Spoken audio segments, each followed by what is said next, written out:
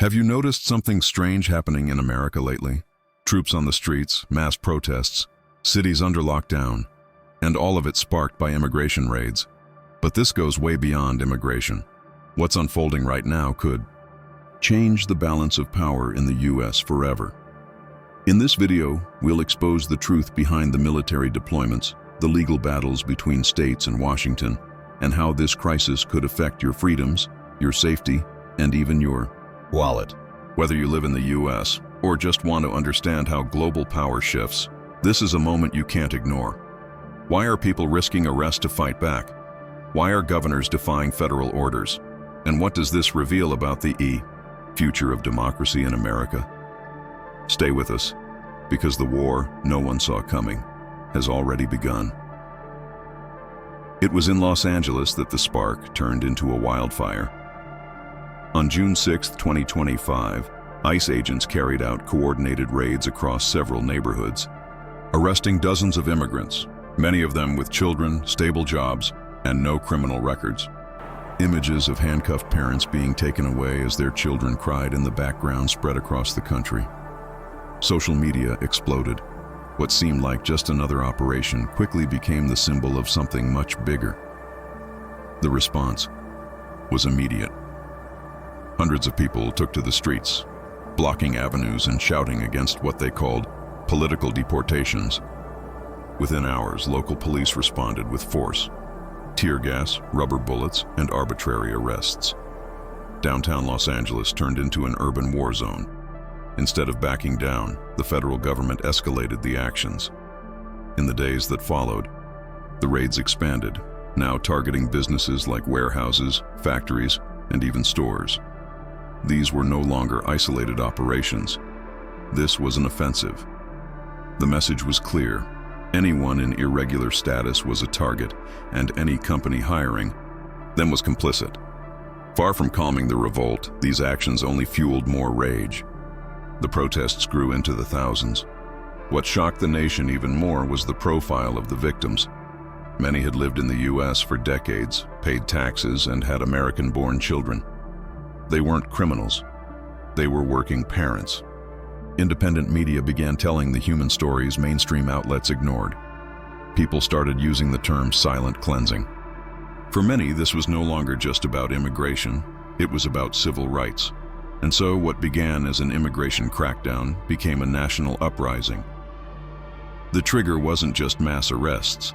It was the feeling that the government had crossed an invisible line. For outsiders, it looked like a historical déjà vu. But for those living it day to day, it was the beginning of a very real nightmare. The White House responded swiftly and brutally. Instead of negotiating with the states or listening to the protesters, the federal government doubled down. National Guard troops were deployed to Los Angeles. Within 48 hours, military vehicles rolled through city streets as if it were a war zone. For the first time in decades, the U.S. military was used at scale against civilians on home soil.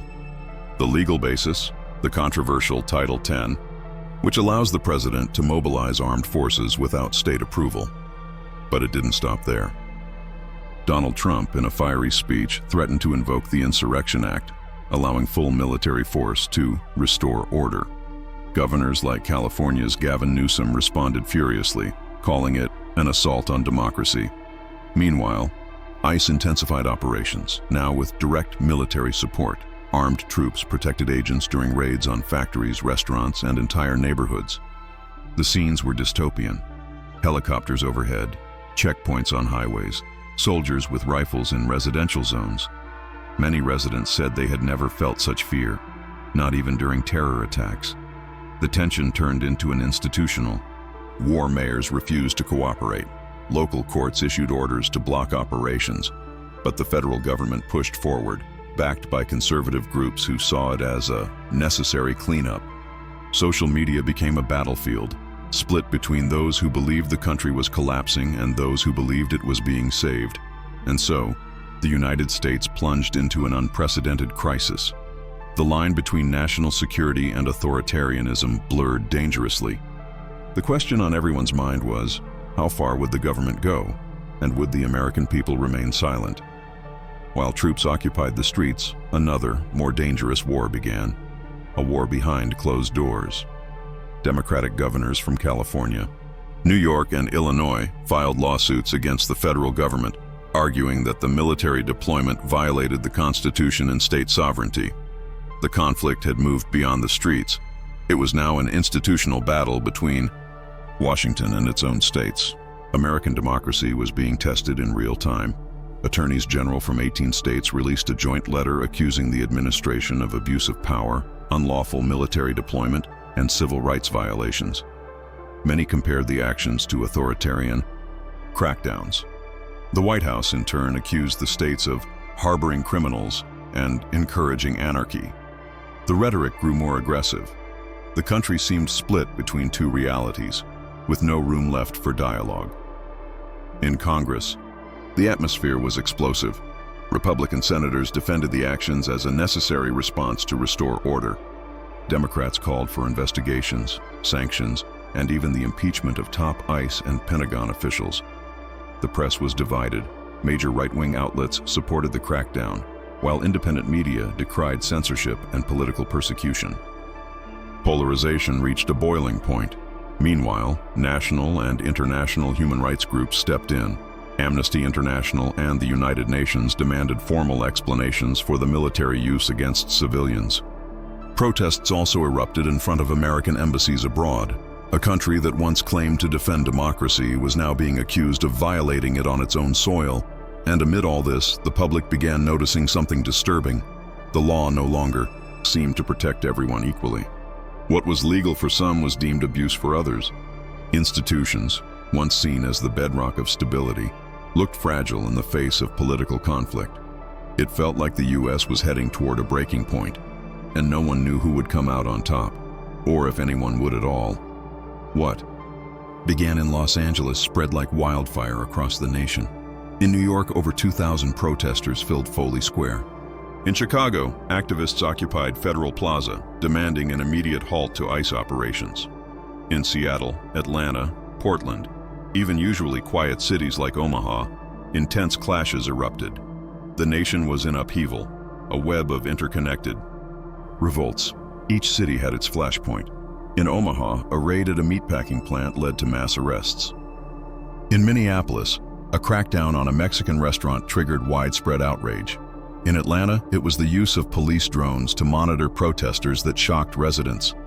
The repression began to feel strategic, even orchestrated, and that only deepened the suspicion that there was a bigger plan behind it all. In some cities, protests remained peaceful, with candles, banners, and heartfelt speeches. In others, tensions exploded. Burned vehicles, looted supermarkets, and clashes with police became daily headlines. The government labeled the protesters domestic terrorists. Protesters said they were defending the Constitution. The line between justice and chaos vanished. At the same time, an information war took over the internet. Millions of videos, posts, and reports circulated on social media. Hashtags like Namjir ICE Out Now, Nachak Democracy Under Attack, and American Spring went viral. Influencers, artists, even former military figures began speaking out, many, for the first time, against their own government. The battle wasn't just physical.